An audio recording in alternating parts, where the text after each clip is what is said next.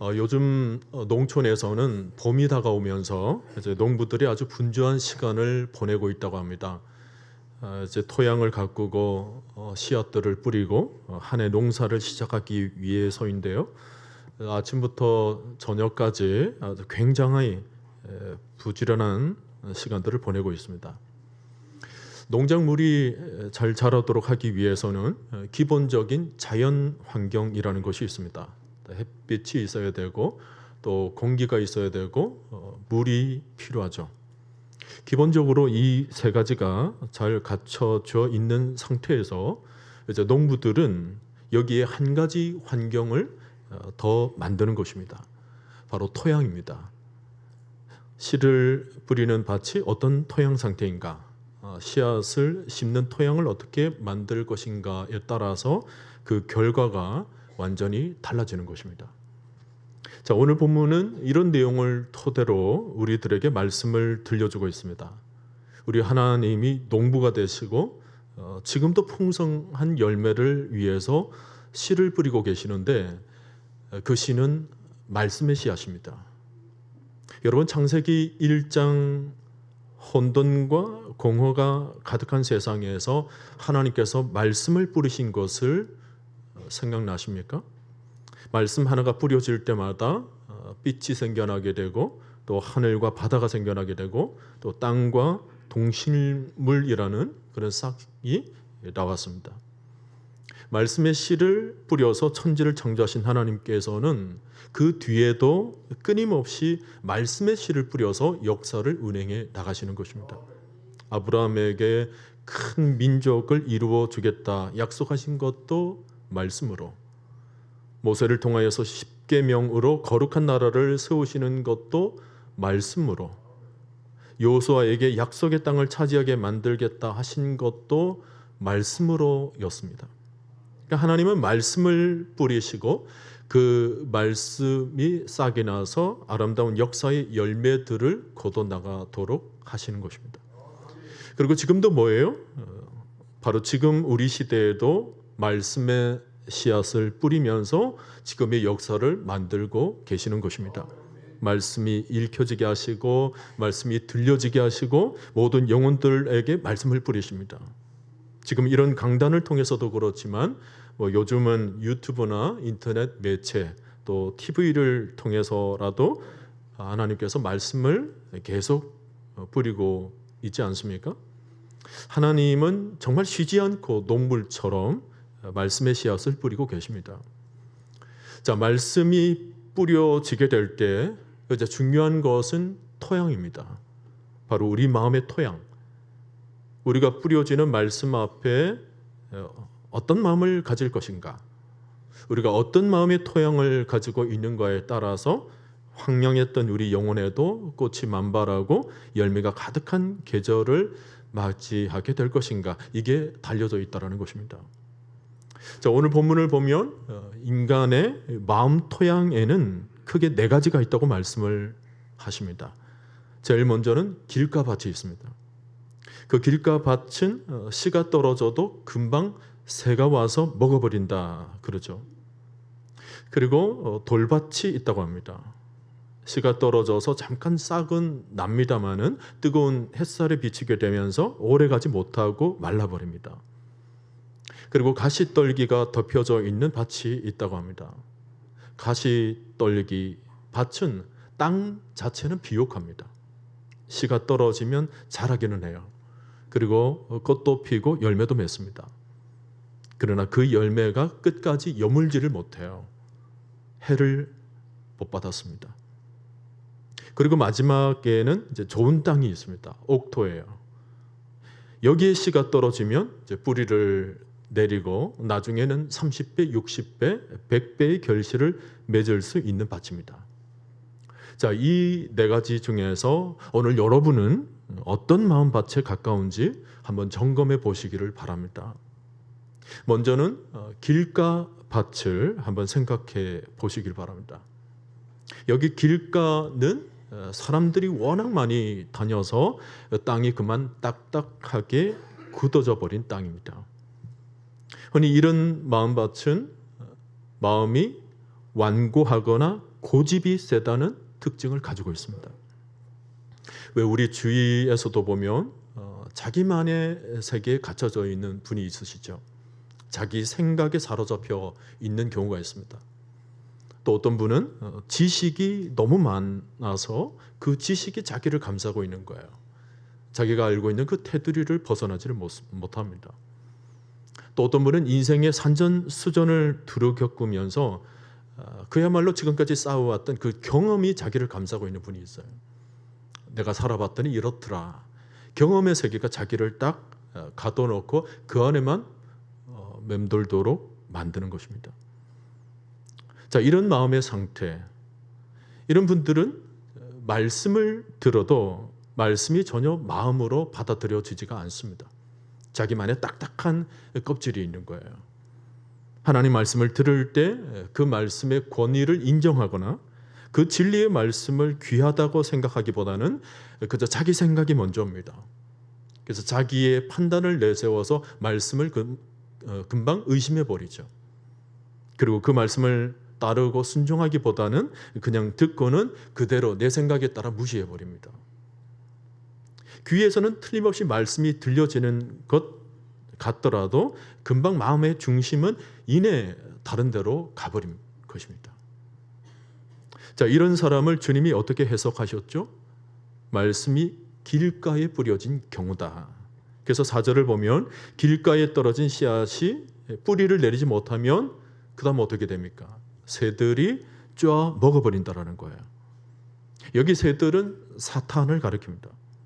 말씀이 왔지만, 말씀이 들려졌지만 내 생각과 내 고집이 너무 강해서 그 말씀을 겸손히 받아들이지를 않고 그대로 방치해 두니까 금방 말씀이 없어져 버리는 거예요. 금방 마귀가 와서 채워가 버린 것입니다. 여러분, 마귀는 하나님 말씀의 씨앗이 얼마나 엄청난 능력을 가지고 있는가를 누구보다도 잘 알고 있습니다. 그 말씀이 사람의 마음속에 제대로 뿌리만 내리게 되면 많은 열매를 맺고 그가 구원을 받으면서 심지어 남들까지 생명을 얻도록 전도하기 시작하고, 말씀이 뿌리를 내리게 되면 모든 절망과 죽음이 사라지게 되고 하늘의 평화와 사랑과 기쁨이 가득 찬다라는 것을 누구보다도 잘 알고 있는 거예요. 그래서 말씀이 마음으로 들어가면 하나님 나라가 그 말씀을 통해서 아주 무섭게 확장된다는 것을 너무나도 잘 알기 때문에 어떻게 하든지 사탄은 말씀이 뿌리를 내리지 못하도록 방해를 하는 것입니다. 사실 저는 이 자리에 있는 우리 가운데 아직도 길가 밭을 가지고 계시는 분이 있다고는 생각하지는 않습니다. 왜냐하면 그런 분이라면 아마 예수를 처음부터 믿을 수가 없었을 거예요. 복음을 아무리 들어도 그 복음이 마음에 뿌리를 내리지 못하기 때문에 다 놓쳐버리게 되었죠.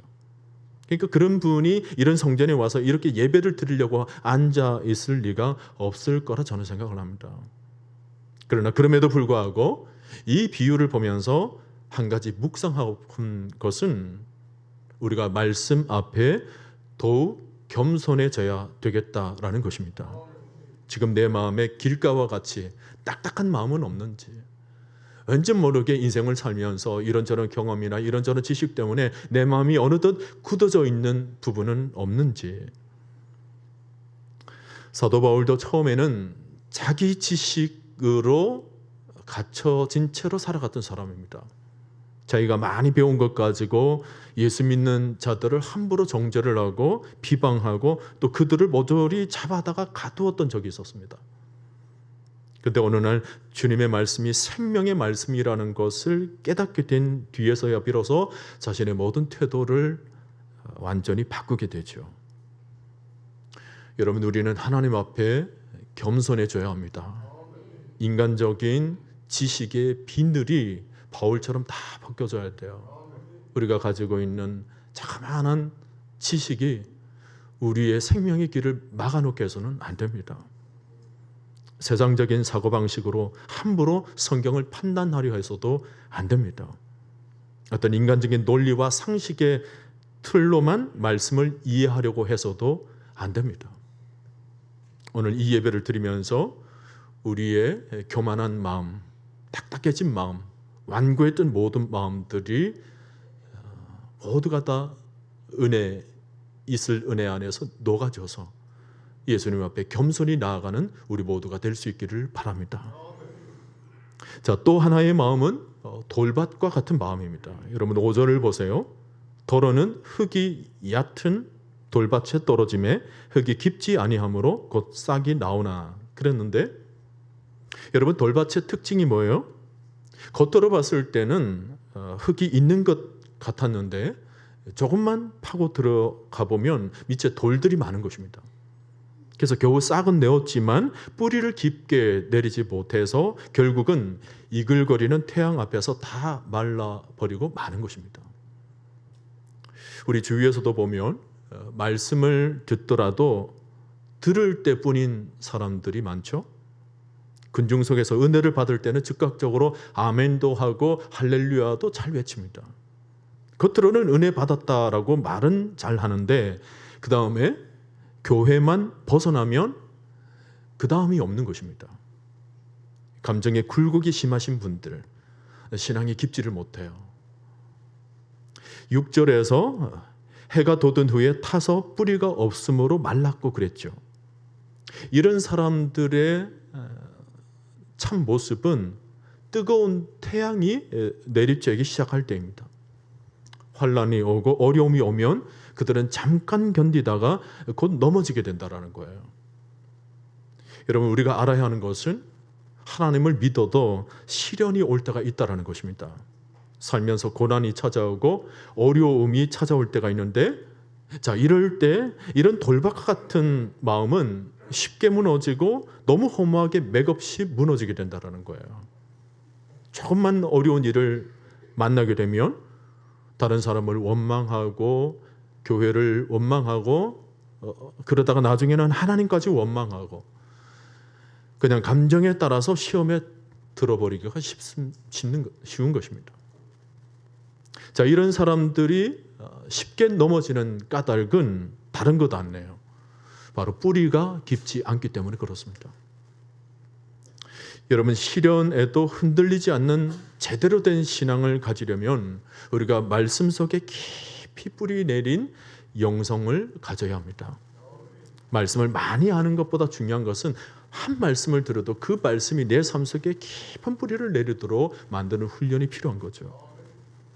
여호와는 나의 목자시니 내게 부족함이 없으리로다. 그 말씀을 들으면서 내 삶 속에 그대로 적용시키는 거예요. 그렇다. 살아계신 하나님이 내 모든 삶을 인도하시는 나의 목자가 되신다. 하나님은 저 멀리 계신 분이 아니라 언제나 내 삶 속에서 나의 부족을 채워주시는 하나님이시고 내 삶 속에서 모든 여정을 인도해 주시는 분, 날마다 푸른 풀과 쉴만한 물가로 인도해 주시는 은혜를 날마다 삶 속에서 말씀 가운데 경험하는 것입니다. 내가 사망의 음침한 골짜기를 다닐지라도 해를 두려워하지 않을 것은 주님께서 날마다 나와 함께 해주시기 때문이다. 하나님께서 주신 말씀을 내 삶 속에 그대로 체득화해서 그 말씀이 깊이 뿌리를 내리도록 하는 삶. 주의 지팡이와 막대기가 나를 안위해 주시나이다. 이런 말씀들이 삶 속에서 깊이 뿌리 내리기 시작하면 우리 삶에는 흔들림이 없는 것입니다. 환경 때문에, 상황 때문에, 사람 때문에 낙심하거나 좌절되지를 않습니다. 말씀 하나하나에 담긴 생명의 능력이 하나하나 시간이 흘러가면서 영적인 뿌리가 깊어지게 될 때 그것이 우리의 신앙을 단단하게 만들고 우리 삶을 견고하게 만드는 것입니다. 저는 여러분들의 마음속에 그동안 돌밭과 같은 그런 요소들이 있었다면 다 제거되고 온전히 말씀에 깊은 뿌리를 내리는 은혜가 있게 되기를 간절히 축복드립니다. 자, 또 하나의 마음이 뭐죠? 가시밭과 같은 마음입니다. 여러분 7절을 보세요. 더러는 가시떨기에 떨어짐에 가시가 자라 기운을 막음으로 결실하지 못하였고 그랬습니다. 여기 가시떨기 밭의 경우는 그래도 흙도 좋고 나름대로 토양이 괜찮아서 씨앗이 뿌리를 내리고는 잘 성장할 수 있는 땅입니다. 그러니까 이미 가시떨기 나무가 잘 자라 있죠. 그런 모습을 볼 때 땅 자체는 전혀 문제가 없어 보입니다. 그러나 여기 문제가 되는 것은 뭐예요? 아무리 그 속에 뿌리를 내릴 수 있고 잘 자랄 수 있는 환경이다 하더라도 그 주위에 이미 자라나 있는 억센 가시떨기 나무들이 그 땅 위를 이미 점령해 놓았다는 것입니다. 씨앗이 줄기를 뻗치고 위로 올라가려고 하지만 가시떨기 나무 때문에 결국 다 막혀버리는 거예요. 지금까지 다른 땅들에 비해서는 이 가시떨기 밭 같은 경우에는 그래도 잘 자랄 수 있는 확률이 앞의 경우보다는 높다고는 하지만 마지막 꽃을 피우고 열매를 맺는 단계에서는 너무 안타까운 것입니다. 자, 우선 여러분, 사람들의 마음에 왜 이 가시떨기 같은 것들이 있을까요? 이것은 세상 사람들만 그런 것이 아니고 교회를 다니고 있는 사람들 중에도 가시떨기 마음밭이 있는 것입니다. 오늘 우리가 이미 예수를 믿지 않습니까? 이미 성령을 모시고 있는 사람입니다. 그런데 그럼에도 불구하고 마음에 가시떨기가 있어요. 왜 그럴까요? 한마디로 허용하고 있기 때문에 그렇습니다. 가시떨기를 그대로 남겨놔요. 없애려고 생각을 안 하는 것입니다. 그것 때문에 부여잡고 회개를 하고 하나님 앞에 은혜를 구하고 그 가시떨기가 뿌리째 뽑히도록 뽑아서 내버리려고 몸부림치려고 하지 않고 그대로 내버려 두고 있다는 거예요. 시골에서 농사를 짓다 보면 황무지를 개간할 때가 있죠. 땅을 개간해서 밭을 만듭니다. 그런데 나중에 가서 보니까 가시나무가 뿌리를 내리고 있는 거예요. 농부가 그것을 보고 그대로 두겠습니까? 당장 가서 뽑아버리죠. 반드시 가서 괭이를 가지고 찍어서 뽑아버립니다. 그 다음에 가서 또 며칠 지나 가서 살펴보니까 또 가시나무가 뿌리를 내리고 있는 것입니다. 이번에는 가만히 둬요? 그렇지가 않습니다. 여전히 5번이든 10번이든 가시가 자라는 것을 보면 농부는 절대 그것을 내버려 두지를 않습니다. 왜냐하면 그것을 내버려 두면 나중에는 온 밭에 가시가 퍼져서 농사를 지을 수 없게 되니까. 그래서 어떻게 해서든지 가시란 가시들은 다 발견하는 즉시 뽑아버리고 다 제거해 버리는 것입니다. 오늘 여러분, 우리가 하나님의 자녀로 중생을 받고 하나님의 백성으로 세상을 살려고 하면서 내 마음에 가시가 보이면 즉시 회개하고 그것을 뽑아야 되는데 뽑지 않고 내버려둬요. 많은 분들이 그대로 내버려둡니다. 그리고 그것을 그대로 끌어안은 채 하나님 말씀을 듣고 있는 것입니다. 그대로 가지고 있는 채 설교를 듣고 성경을 공부하는 것입니다. 그러나 결과는 뭡니까? 이게 신통치가 않은 거예요. 그 말씀을 통해서 은혜 받는 것도 그렇게 깊지가 않고 말씀이 내 인격과 삶을 바꾸고 변화시키지를 못하는 것입니다. 온전히. 말씀을 통해서 내가 하나님의 자녀로서 누리는 정말 신령한 복을 누리고 이 땅의 모든 복을 주의 은혜 가운데 경험해야 되는데 그러지를 못하는 것입니다. 왜요? 가시가 남아있으니까. 가시가 덮여져 있으니까. 또 나아가지를 못하는 거예요. 그래서 말씀을 막 짓누르고 그 말씀이 내 안에서 역사하지 못하도록 막고 있으니까 믿음이 더 앞으로 나아가지를 않는 것입니다. 자, 주님께서 이런 가시들이 어떤 것들이 있다고 말씀하십니까? 오늘 본문에서 좀 내려가서 여러분 19절을 봅니다. 이 가시를 뭐라고 해석을 했느냐? 또 어떤 이는 가시떨기가 뿌려진 자니 이들은 말씀을 듣기는 듣되, 그리고 그 다음에 세상의 염려와 재물의 유혹과 기타 욕심이 들어와 말씀을 막아 결실하지 못하게 되는 자요. 그렇습니다. 여러분 보세요. 우선은 세상의 염려가 가시가 되고 있습니다.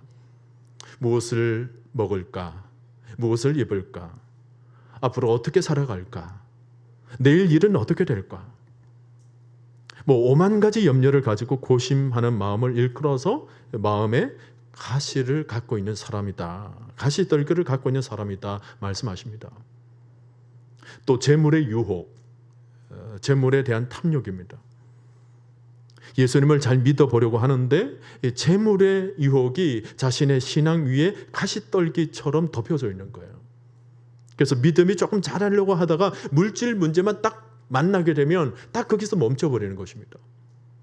더 박차고 나아가지를 못해요. 다시 자라려고 하다가 재물에 대한 마음이 딱 걸리면 이내 다시 내려앉고 늘 이 물질 문제로 넘어지는 것입니다. 이게 가시가 돼요. 그리고 또 향락이라는 것이 있습니다. 그저 즐겁게 살자, 쾌락 가운데 모든 기타 욕심들 다 향락에 들어갈 수 있습니다. 세상 살아가는 목적 뭐 다른 게 있나? 세상 그냥 재밌게 사는 거지.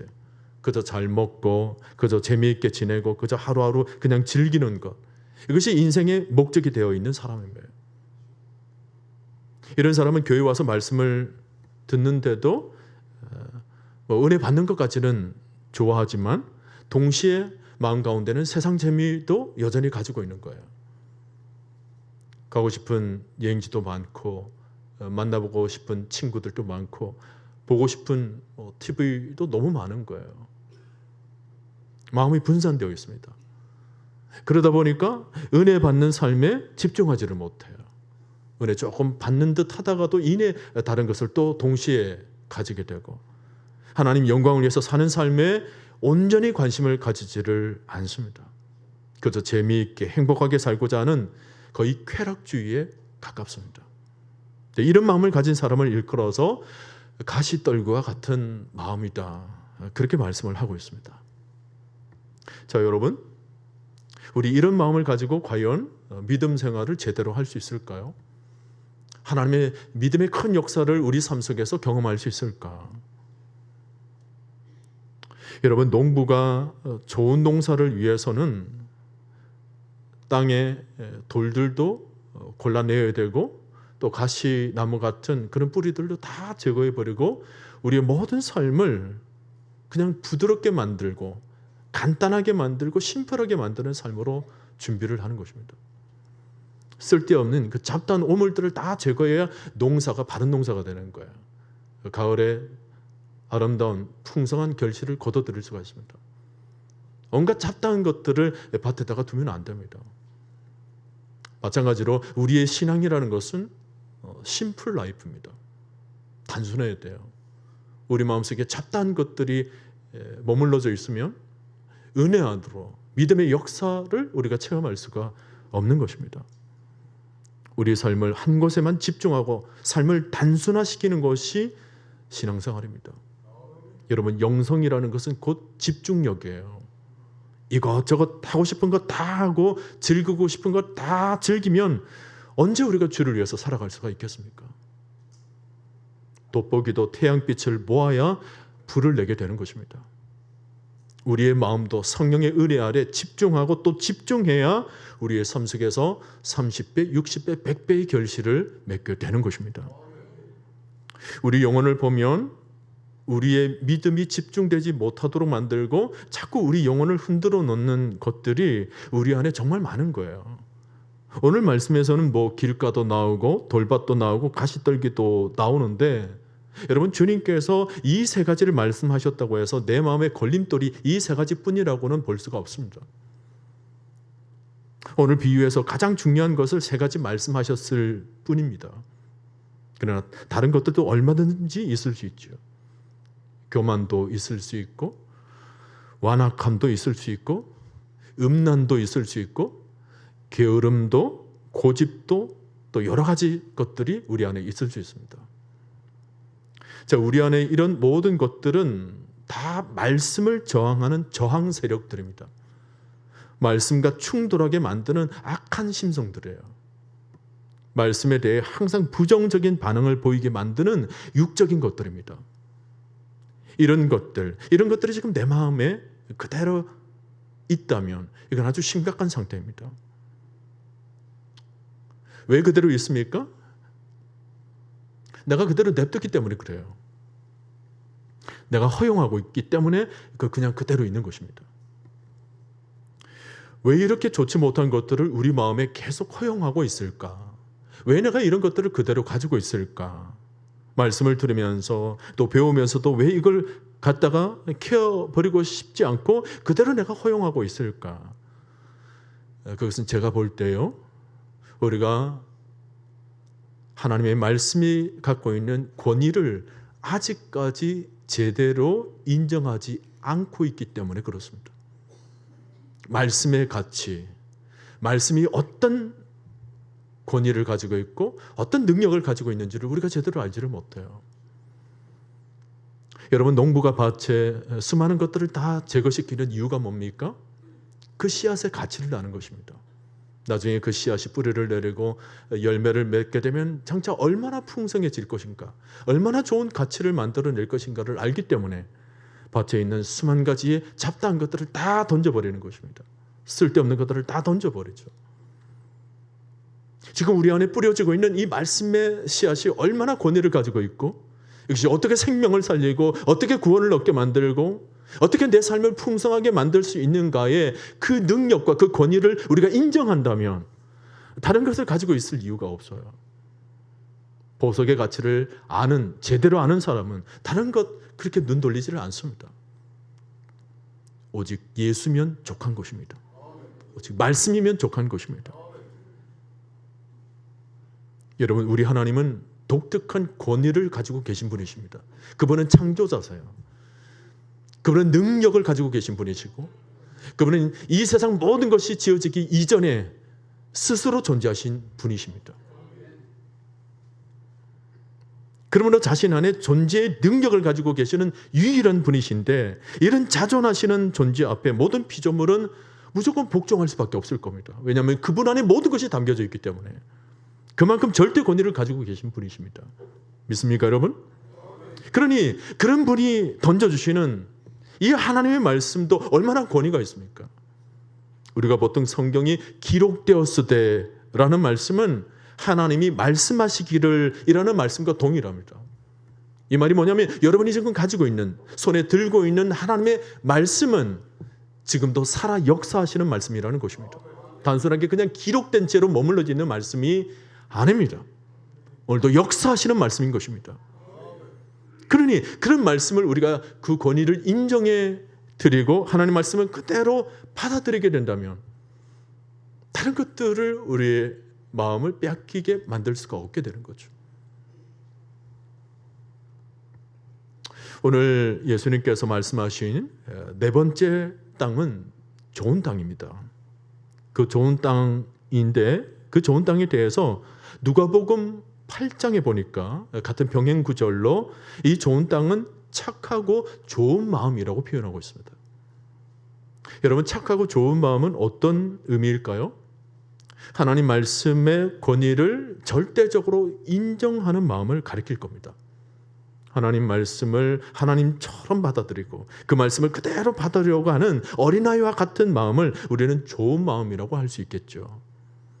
그래서 성경에 나오는 인물들과 같이 우리도 동일하게 하나님 말씀을 그대로 대면할 때마다 이런 기도가 생겨나게 될 겁니다.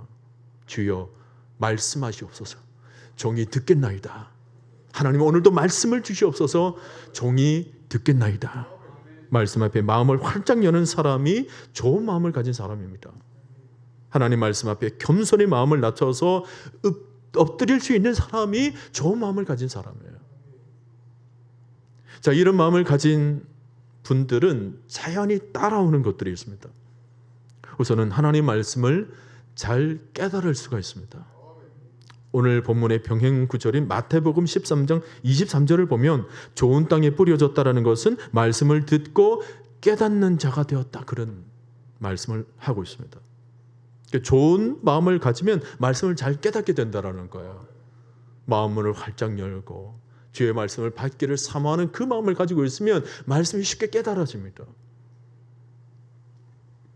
그리고 그 말씀을 항상 묵상하게 되죠.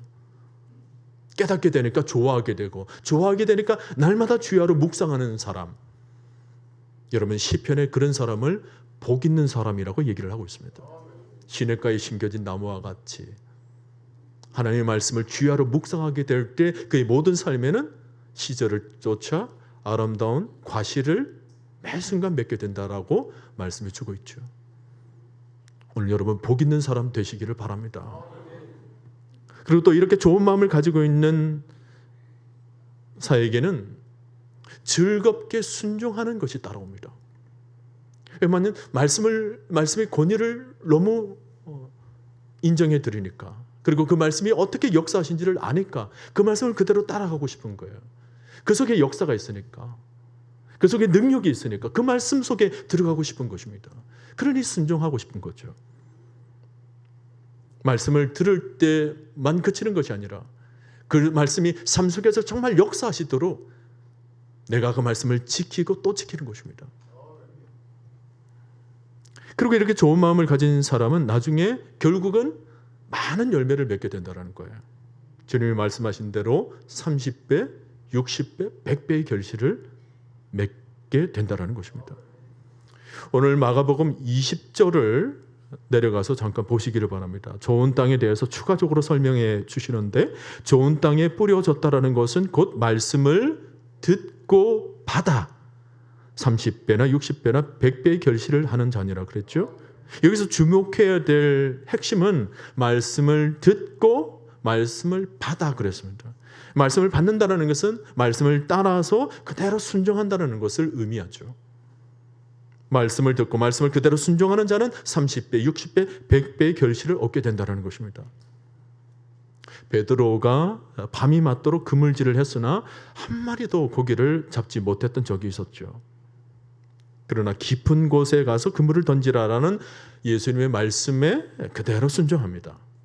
그랬더니 얼마나 많은 고기를 잡았던지 자기 배에도 가득 채우고 동료의 배에도 가득 채웠다 그랬습니다. 구약의 이삭은 흉년이 들었을 때 처음에는 애굽으로 피신하려고 했습니다.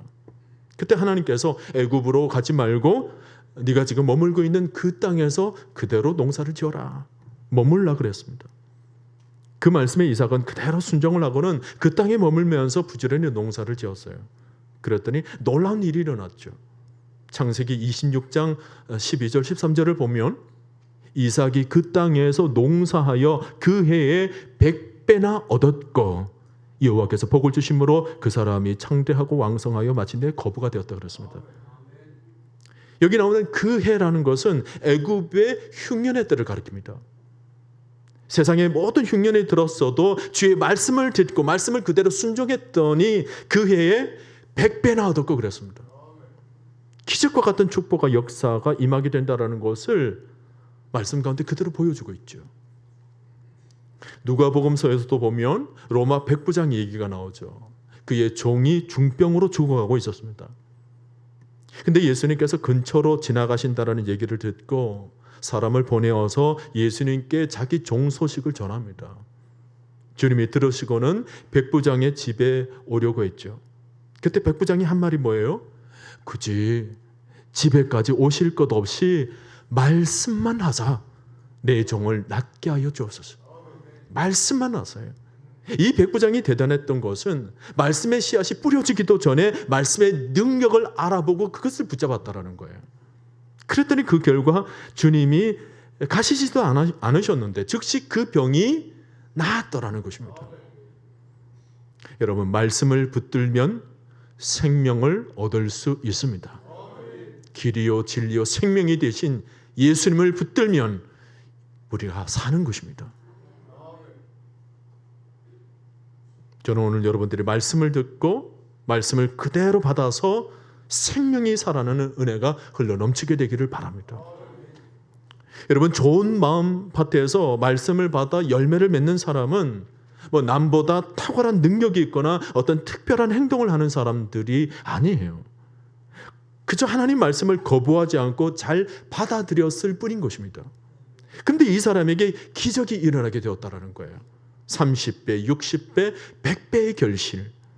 거부감 없이 말씀을 내 안에서 그냥 있는 그대로 스며들듯이 그냥 그대로 받아들이기 시작할 때 하늘의 능력, 천국의 기쁨, 그리고 이 땅의 모든 것이 믿음으로 역사하는 것입니다. 여러분, 오늘 우리 시대에도 이 복음의 비밀, 이 말씀의 씨앗이 지금도 계속 뿌려지고 들려지고 있다는 것이 얼마나 귀합니까?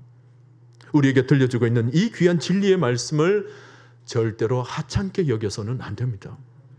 오늘 이 복음의 비유는 제자들에게만 허용된 특권이라고 그랬어요. 이 복음의 말씀, 이 비밀스러운 천국의 말씀을 여러분 귀하게 듣고 귀하게 받으시기를 바랍니다. 이것은 하나님의 백성, 그의 자녀들에게만 지금 들려주고 있는 말씀이라는 거예요. 그리고 하나님의 말씀이 항상 우리 안에서 열매를 맺도록 우리에게는 결단이 필요합니다. 여러분 가시를 여러분 마음 가운데 허용하지 마시기를 바랍니다. 염려의 마음이 여러분 마음 가운데 차지하도록 내버려 두지 않기를 바랍니다. 재물의 욕심이 내 마음을 소유하지 않도록 여러분 막으시기를 바랍니다. 쾌락의 뿌리가 내 마음에 내리지 못하도록 여러분 반드시 뽑아야 하고 또 반드시 뽑을 수 있는 것입니다. 오늘 여러분의 삶에서 우리가 주님 앞에 엎드려 주님의 은혜를 구하면 때를 따라 우리 안에 뿌리를 내리기를 원하는 이 가시들을 다 뽑아주시고 우리의 마음을 옥토로 만들어 주셔서 주여 말씀하시옵소서, 내가 듣겠나이다 하는 이 거룩한 하나님의 자녀로 항상 우리를 지켜주시는 우리 하나님이신 줄 여러분 믿으시기를 바랍니다. 이제 봄날의 신앙을 바라보면서 오늘 우리도 부지런한 농부가 되어서 우리의 굳어져 있는 마음밭을 기경해야 될 때입니다. 하나님 말씀의 씨앗은 엄청난 능력과 축복이 담겨져 있는 그야말로 최상품 씨앗인 것입니다. 이 씨앗이 믿음과 순종을 갖춘 좋은 밭에 떨어지기만 한다면 수십 배의 열매를 맺게 되는 거예요. 호세아 10장 12절 말씀, 너희가 자기를 위하여 공의를 심고 인애를 거두라. 너희 묵은 땅을 기경하라 그랬습니다. 지금은 곧 여호와를 찾을 때니 마침내 여호와께서 오사 공의를 비처럼 너희에게 내리시리라. 여러분 오늘 우리 마음에 묵은 땅을 기경할 수 있기를 바랍니다. 우리 마음에 말씀의 씨를 뿌리는 농부는 예수님이십니다. 농부가 최고로 좋은 땅이라 믿고 아침 일찍부터 씨를 뿌리며 수고하듯이 예수님도 우리의 마음밭이 활짝 열려져 있으리라는 바람으로 2000년 전부터 끊임없이 지금까지 말씀의 씨를 뿌리시고 계시는 것입니다. 때로는 가시떨기나 바위 위에 떨어져서 열매를 맺지 못한다는 것을 아시면서도 포기하지 않고 지금도 뿌리고 계세요. 배고픈 새들처럼 악한 마귀들이 말씀의 은혜를 앗아가려고 호시탐탐 노리고 있다는 것을 알면서도 그분은 포기하지 않으십니다. 사실 씨앗이 좋은 땅에 떨어져서 건실한 열매를 맺을 확률은 오늘 비유에서 나와 있는 것처럼 4분의 1밖에 안 돼요. 네 가지 밭에서 겨우 네 종류의 씨앗을 뿌렸을 때 좋은 땅에 떨어질 확률은 25%밖에 되지를 않습니다. 그러나 주님은 그 4분의 1 확률을 너무나 소중히 여기시고 영혼의 농사를 포기하지 않으십니다. 뿐만 아니라 우리가 영의 눈을 들어서 바라보게 되면 우리 하나님께서 얼마나 좋은 환경 속에 싹을 틔우도록 영적 환경을 잘 만들어 놓은지 몰라요. 식물이 햇빛이 필요한 것처럼 하나님은 언제나 우리에게 밝은 빛을 비춰주고 계시고 또 물이 있어야 하는 것처럼 지금 우리 마음에도 예수 보혈의 강이 흐르도록 만들어주시고 그리고 우리 주변에 공기가 필요한 것처럼 성령께서 우리 영혼의 바람이 되어주셔서 늘 우리에게 순풍을 불러 일으키고 있지는 않습니까? 여호와께서 오사 공의를 비처럼 너희에게 내리시리라. 정말 우리가 제대로 느끼지 못할 때가 있을 뿐이지 우리 하나님은 늘 언제나 좋은 환경들을 만들어 놓고 계시는 것입니다. 이제 남은 것은 우리 마음밭이에요. 우리가 말씀들 앞에 마음밭만 잘 준비된다면 30배, 60배, 100배의 결실을 안겨다 주시는 것입니다. 우리는 원래 보잘것없는 토양평수에 불과했지만 오병이어를 하나님께 드리는 마음으로 믿음으로 우리 자신을 하나님께 내어 드린다면 하나님께서 우리 한 사람 한 사람을 좋은 밭으로 만들어 주실 것입니다. 그러므로 이제 여러분 영혼의 농사를 위해서 제일 먼저 기도부터 시작하십시오. 주여 내 심령의 토양을 기경하여 주시옵소서. 비록 보잘것없는 마음이지만 오병이어를 드리는 마음으로 우리의 기도 시간을 드리고 우리의 믿음을 드리고 우리의 작은 정성을 하나님께 내어드린다면 우리 심령의 변화가 일어날 것입니다. 우리 여러분 모두가 더욱 좋은 밭이 되어서 겸손히 하나님께 무릎 꿇고 나아가는 은혜가 여러분 심령밭에 흘러넘치게 되어서 금년에도 믿음의 큰 역사가 몇십 배 갑절로 풍성히 결실을 맺는 은혜가 있게 되기를 주님의 이름으로 간절히 축원드립니다.